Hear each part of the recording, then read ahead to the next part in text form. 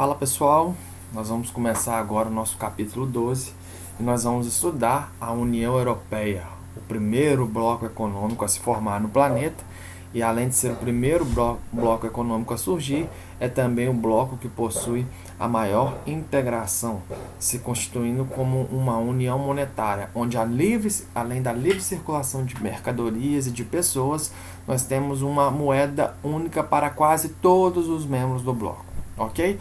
Então vamos entender um pouquinho como que a União Europeia surgiu, ok? Primeiro eu vou ler isso aqui para vocês que eu acho muito interessante. Qual é o significado da bandeira da União Europeia? Vou voltar aqui um pouquinho para você ver que é azul, cheio de estrelas amarelas.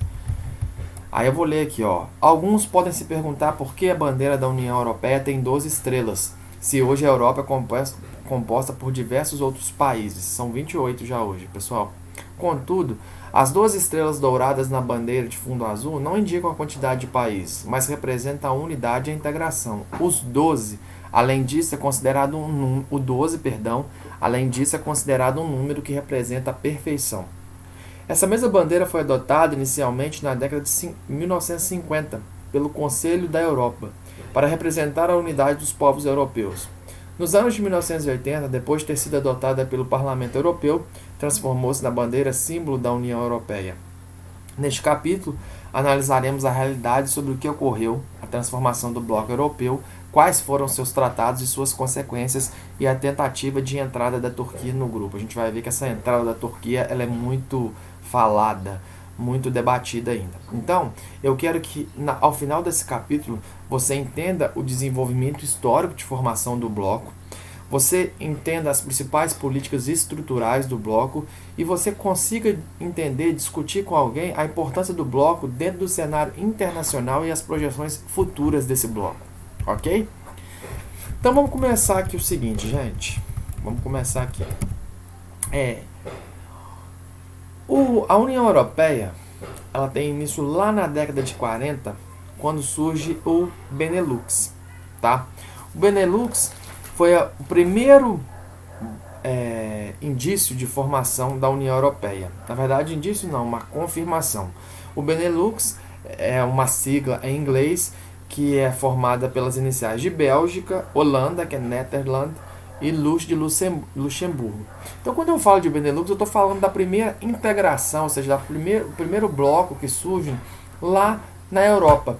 Isso em 1940, entre esses três países que eu citei. Na verdade, em 1948 que a gente tem essa criação efetiva desse bloco, tá? A sede do Benelux, quando surgiu, foi em Bruxelas, que até hoje é a sede da União Europeia. E nesse período aí, nesse bloco que foi formado, no início havia uma livre circulação de mercadorias entre esses três países, com o desenvolver dele a assinatura de um tratado que permitiu a criação efetiva do Benelux, passou a haver também a livre circulação de pessoas. Então, toda vez que eu falar de União Europeia, eu vou pensar na origem dela lá na década de 40, com a formação do Benelux entre Bélgica, Holanda e Luxemburgo. Depois, com o passar do tempo, em 1950, mais precisamente no dia 9 de maio de 1950, que é considerado o Dia da Europa, hoje é caracterizado como isso, surge a SECA, tá? A SECA é a Comunidade Europeia do Carvão e do Aço. Ela surgiu com a proposta de haver uma integração entre as economias europeias, tá? Criando assim um mercado comum, cujos produtos em foco seriam o carvão e o aço.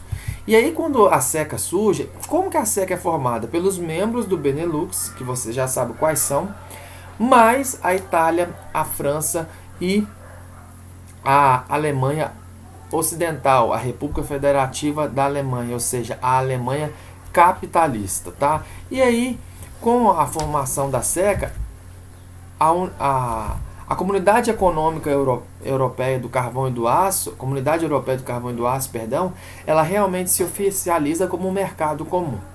Gente, deixa eu explicar para vocês aqui, nós temos 4 níveis de integração de bloco econômico.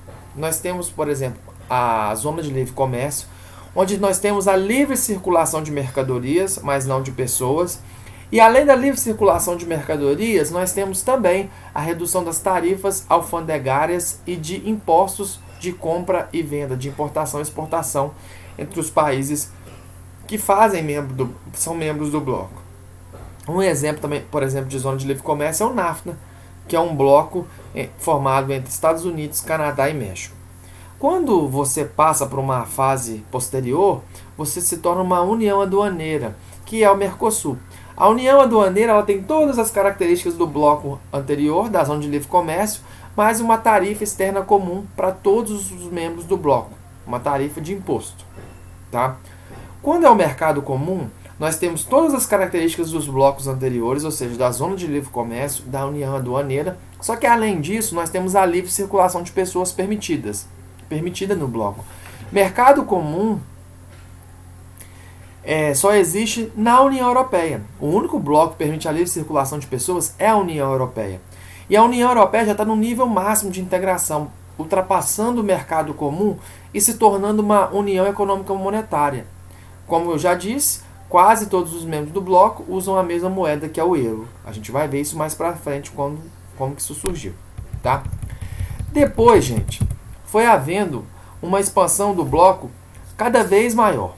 Em 1957 foi assinado o Tratado de Roma, tá? Roma, na Itália. E preste atenção nesses nomes de tratados que eles são muito comuns quando a gente estuda a União Europeia, tá? O Tratado de Roma ele criou a CEE, ou Comunidade Econômica Europeia, também chamada de Mercado Comum Europeu, tá? E quando foi criada, ou seja, quando surgiu o Tratado de Roma foi assinado e a Comunidade Econômica Europeia surgiu, ela surgiu com algumas características. Dentre elas, estabelecer os fundamentos de uma união cada vez mais estreita entre os povos europeus, assegurar mediante uma ação comum o progresso econômico e social dos seus países, eliminando as barreiras que dividem a Europa, e isso quer dizer o que? A livre circulação de pessoas, garantir a melhoria constante das condições de vida e do trabalho dos seus povos. Então, quando surge o mercado comum europeu, com o assinato do Tratado de Roma, é como se não existisse aqueles 6 países, assim, eles não perderam a sua individualidade, mas eles vão pensar em coisas comuns uns para os outros, tá? Também nós temos reforçar a unidade das suas economias e assegurar o seu desenvolvimento harmonioso pela redução das desigualdades entre as diversas regiões e do atraso das menos favorecidas, ou seja, um país é pensar no outro, é pensar no próximo, e contribuir para a supressão progressiva das restrições do comércio internacional. Quando o Tratado de Roma foi assinado e criando a Comunidade Econômica Europeia, que é um mercado comum, ainda só havia a presença dos 6 países que constituíam a SECA, ou seja, Bélgica, Holanda, Luxemburgo, se não tiver Holanda pode estar Países Baixos, tá? É a mesma coisa, Alemanha Ocidental, França e Itália, ok? Só que aí a gente observa que aos poucos a União Europeia vai crescendo, tá? Então o que vai acontecendo? Assina-se um tratado chamado Tratado de Schengen, onde a principal característica desse tratado é permitir a livre circulação dos membros, ou seja, a livre circulação de pessoas dentro do bloco. Tá? Esse tratado ele foi assinado após a década de 70. Na década de 70, gente, houve a primeira expansão da União Europeia. Então, além desses 6 países que eu já disse para você, que faziam parte do mercado comum europeu, da CE, Comunidade Econômica Europeia, na verdade, na década de 70 a gente entra no bloco a Irlanda, o Reino Unido e a Dinamarca. E posteriormente, em 1986, a gente tem a entrada de Portugal, da Espanha e da Grécia. E aí, quando ocorre a entrada desses 6 países, os que entraram na década de 70 e os que entraram na década de 1980, a Europa passa a ser chamada de Europa dos 12.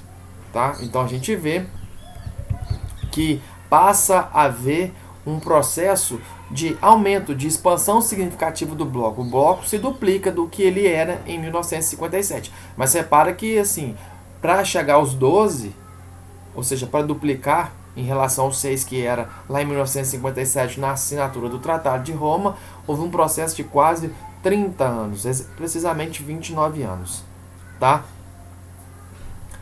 Aí, pessoal, o que vai acontecendo? Cada vez mais vai aumentando a entrada de pessoas dentro do bloco e o bloco vai evoluindo, tá? Em 1990 foi assinado o Tratado de Maastricht. Maastricht é uma cidade lá da Holanda, tá? Foi assinado em 1992. E o Tratado de Maastricht ele é responsável pela formação da União Europeia, garantindo que além de um mercado comum, o bloco também torne-se uma união monetária e financeira, que, como eu já disse, é o máximo de integração que um bloco econômico pode chegar, né? E aí, gente, de acordo com o tratado, o bloco se integraria em um mercado único, ampliando seu volume de produção e consumo interno, e também seria desenvolvida uma estrutura de defesa em comum. Então, gente, quando a União Europeia ela surge, o que vai acontecendo? Vai acontecendo uma unificação de políticas, tá? Até porque para você fazer parte da União Europeia, você tem que seguir uma série de fatores que permitem a sua entrada, como por exemplo, a igualdade de gênero, ter uma estabilidade econômica, ser uma sociedade onde para o Estado laico, ou seja, onde nós não podemos perseguir nenhum tipo de religião, mas a gente vê que a França, que faz parte do bloco, persegue os islâmicos. Então, assim, várias coisas vão surgindo a partir do momento que o bloco vai evoluindo, tá? E aí ele vai aumentando. Em 1995 nós temos a entrada de mais três membros, que é a Áustria, a Finlândia e a Suécia, e aí o bloco só vai aumentando. E quanto mais ele aumenta, mais complexo ele fica, tá? Só que havia uma necessidade, pelo fato do bloco estar aumentando, de criar uma identidade para os europeus, porque havia uma xenofobia muito grande ainda. Nós temos 15 países, isso em 1995, fazendo parte do bloco. São países com culturas diferentes, com aprofundamentos relacionados ao nacionalismo diferente, opiniões diferentes. Então, o que acontece? A xenofobia já era um traço perceptível em 1995 dentro da União Europeia. E não apenas com os estrangeiros que estavam vindo de fora, e sim com os países que faziam parte desse bloco, justamente porque haviam essas diferenças culturais. Então, o que acontece? Por conta disso, foi criado o conceito de cidadão europeu. E a partir do momento que isso foi criado, dentro da União Europeia, não existia mais o austríaco, o finlandês, o sueco, o português, o espanhol, o italiano, o alemão. Não, existia o cidadão europeu. E isso criou uma unidade maior entre os países que fazem parte do bloco. E isso fez com que a xenofobia diminuísse cada vez mais, e isso foi aumentando a integração dentro do bloco. Tá? E aí as pessoas quiseram aprender outros idiomas e facilitar cada vez mais a comunicação entre os membros ali. Agora, gente, nós vimos aqui que existe uma moeda única para quase todos os membros do bloco. Por que para quase todos os membros do bloco? Porque alguns membros, como a Inglaterra, que você pode ver aqui, ela não aderiu ao euro. Mas por que será que um país, não só a Inglaterra, mas outros, não quiseram aderir ao euro? A principal característica, a principal tendência de não aderir ao euro, ou seja, não aderir a uma única moeda, é justamente pelo fato que você perde a sua independência no que diz respeito a crises econômicas. A gente sabe que a moeda de exportação é o dólar. E aí o que acontece? Quando eu quero exportar muito, eu tenho que desvalorizar minha moeda em relação ao dólar. É o que a China faz, por exemplo. Quanto mais desvalorizada a minha moeda em relação ao dólar, maior é a minha participação no comércio internacional, principalmente nas exportações. E quando a moeda é única, nós temos alguns problemas de independência em relação a isso. Por isso a Inglaterra deixou com que a sua moeda continuasse sendo a libra. Nos países, por exemplo, que seguem o euro, que têm o euro como moeda, se eles estiverem passando por um processo onde as exportações estão baixas, eles não podem fazer nenhuma política no intuito de diminuir o preço do euro. Porque se num país que tem o euro a exportação está baixa e no outro a exportação está alta, eu não posso querer abaixar o preço do euro em relação ao real, ou seja, desvalorizar o euro em relação ao real. porque aí não é só no meu país, é em outro país. Então, alguns países que não seguiram essa ideia de aderir ao euro e fazem parte da União Europeia é justamente por conta disso, de perder a independência em relação ao que fazer ou não com a sua moeda. Tá? E além da Inglaterra, nós temos a Dinamarca, a Suécia, a Bulgária, a Hungria, a Croácia, a Polônia, a Romênia e a República Tcheca, que não aderiram ao euro. Então são 9 países dentro dos 28 que hoje fazem parte da União Europeia. Agora, gente, como será que está o tamanho da União Europeia hoje? Tá? Nós vimos que até 1995 nós tínhamos 15 países. Após 1995, a entrada de outros países começou em 2004, quando entrou Chipre, Eslováquia, Eslovênia, Estônia, Hungria, Letônia, Lituânia, Malta, Polônia e República Tcheca. Ou seja, entraram 1, 2, 3, 4, 5, 6, 7, 8, 9, 10 países. E aí a União Europeia passa de 15 países para 25. Então, o território da União Europeia, o território do cidadão europeu, como nós já vimos o termo que foi criado, ele só vai se estendendo, aumentando cada vez mais. Em 2007 entra a Bulgária e a Romênia. E aí, de 25 passamos para 27. E aí, o último país que entrou na União Europeia foi a Croácia, em 2013. Turquia e Macedônia são candidatos hoje a participarem do bloco. E aí, vamos observar aqui agora, nos mapinhas que estão aqui ao lado, como que a União Europeia evoluiu. Tá? E aí, hoje, a situação da União Europeia é essa aqui. Ó. A União Europeia está desse jeito assim, quase em todo o continente europeu. Tá? E aí, nós vimos, gente, que a Turquia ela tenta muito entrar no bloco. A Turquia é um país euroasiático, assim como a Rússia. Tá? Assim como a Rússia, são 2 países que estão em 2 continentes, Ásia e Europa. Será que isso ajuda? Será que isso atrapalha? A gente vai ver aqui agora. Ó. Algumas características favorecem a entrada da Turquia na União Europeia. Então a gente vai ver aqui, ó, a ampliação das relações comerciais da União Europeia com o Oriente Médio. Por quê? Porque a Turquia tem uma parte ali naquela região do Oriente Médio. Né? E aí o que acontece?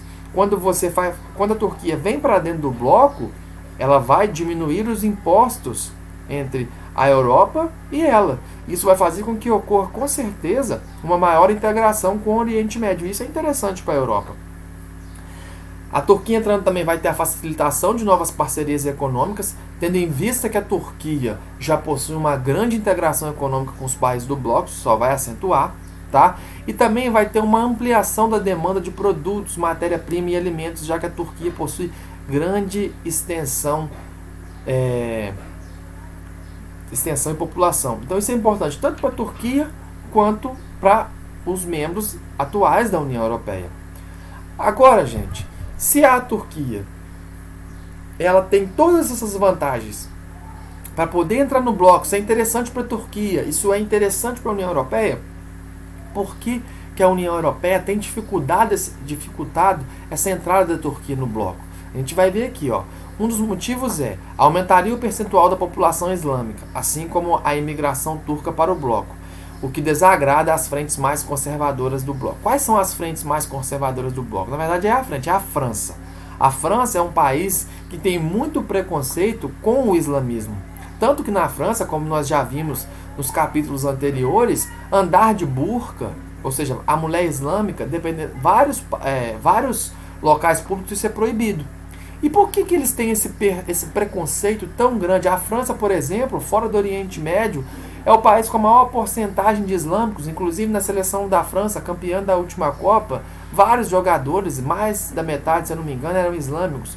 O preconceito em relação ao islamismo é que eles relacionam sempre islamismo com terrorismo.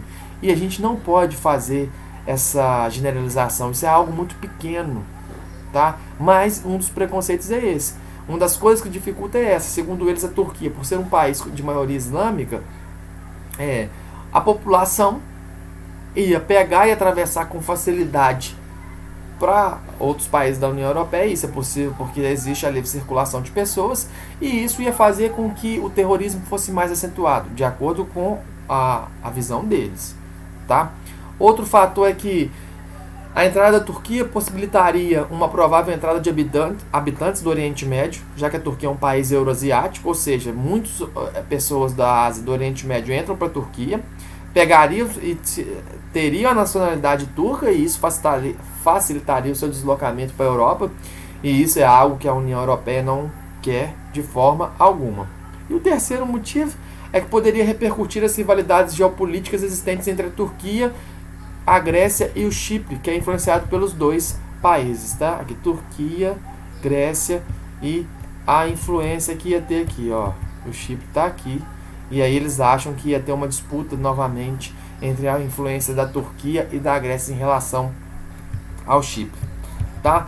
Então assim, a Turquia entrar na União Europeia é bem positivo, porque mesmo sendo um provável bom aliado do bloco, e a gente vendo aqui que há muitas questões que dificultam a aceitação do país, a Turquia já cumpre parte dos pré-requisitos que a gente viu que são necessários. Tá? Ainda há um problema lá, por conta da presença do islamismo sendo forte, na igualdade de gênero. A gente sabe que no islamismo o homem tem uma posição superior em relação à da mulher, mas isso é algo que pode ser facilmente contornado se tiver uma boa vontade política para que a Turquia possa realmente entrar no bloco, ok?